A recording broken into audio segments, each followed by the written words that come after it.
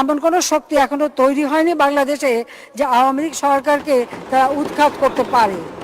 দেখতে দেখতে 15 বছর, সামনে আরো 5 বছর, মানুষ বাঁচে কয় বছর? কবে হবে আন্দোলন? এই বছর না ওই বছর?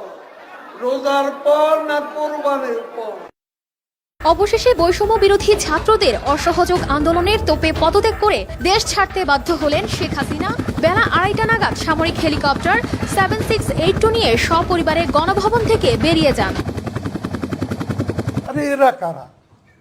কোত্থেকে এলো এরা? আব্বা, আমি আর পারলাম না, ওরা আমায় ছাড়লো না, ওরা আমায় দেশ থেকে তাড়িয়ে দিল। তুমি রিয়েলিটি মানে নাও, এদিক চিন্তা ভাবনা না করে নিজের মানুষকে বাঁচাও, কারণ আমি জানি 12টা তোমার বেজে গেছে।